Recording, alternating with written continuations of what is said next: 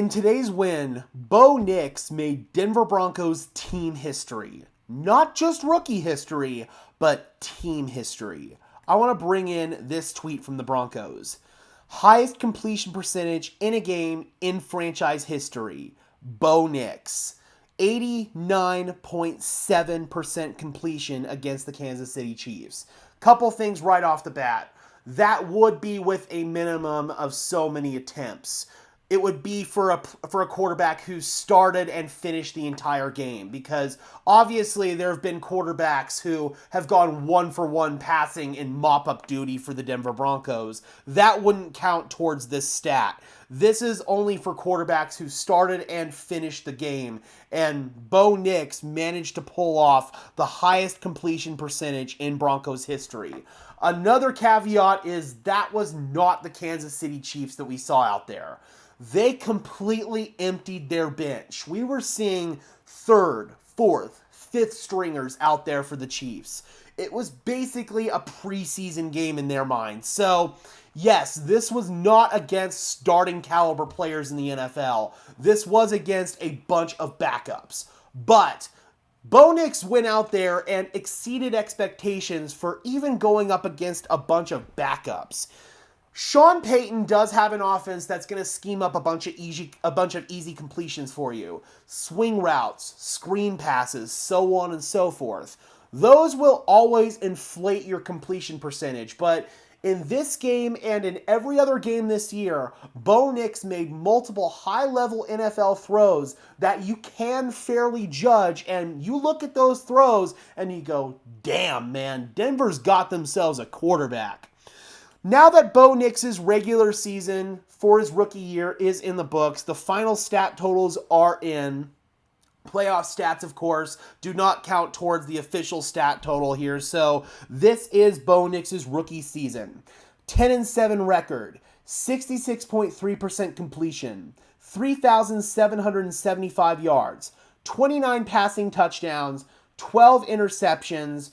And even when you look at some of the interceptions that Bo should have had that were dropped, or some of the interceptions that Bo did have that weren't his fault, that went off of the hands of receivers, that were just good plays by the defense, when you look at some of the passing touchdowns that were just easy swing routes or screen passes, or when you look at some of the touchdown passes that were dropped, when you adjust those numbers, it still figures out to be about 29-12, somewhere around there. A little over a 2-to-1 touchdown to interception ratio, big time throw to turnover worthy play ratio, whatever you want to call it. So that all washes out to about what it is on the raw stat total. 93.3 passer rating. Passer rating's a stat that I don't really like. It uses a bunch of screwed up math to calculate it, so I don't put a whole lot of stock in passer rating, but a good number nonetheless. 24 sacks taken, and that is a stat that I put a lot of stock into. Last year, we saw Russell Wilson spin into so many sacks and take way too many self-induced sacks. We continue to see that in Pittsburgh. Pittsburgh Steelers fans are frustrated like hell with Russell Wilson right now because of him taking way too many stupid sacks. Bo Nix has taken a few stupid Russell Wilson-esque sacks here and there. Try saying that 5 times fast. But overall, it's a much lower total than what we saw last year at the quarterback position for the Denver Broncos, and it allows this Sean Payton offense to operate at a much higher level. I think that also Bo Nix has exceeded expectations for his rushing numbers and how much his athleticism has played a factor in his game. 430 rushing yards, 4 rushing touchdowns, 1 receiving touchdown, 34 total touchdowns, which is second amongst rookie quarterbacks in total touchdowns, only to Cam Newton. And most importantly of all, a playoff berth in his rookie season.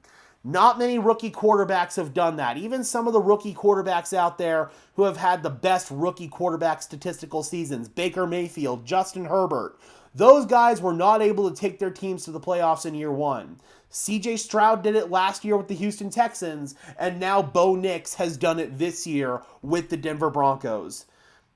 It just feels awesome, man, to know that the Broncos finally have some hope at the quarterback position. I'm going to say it. Bo Nix is a franchise quarterback. He has played like a franchise quarterback for this team, and he has done something that no quarterback has done for the Denver Broncos since Peyton Manning, and that is lead this team to the playoffs. This team was the perfect situation for Bo Nix to walk into. The Denver Broncos could not have been a more perfect fit with Sean Payton, who's going to scheme up all this stuff for Bo Nix. And we're now seeing that Bo Nix has a much higher ceiling than a lot of draft pundits wanted to admit.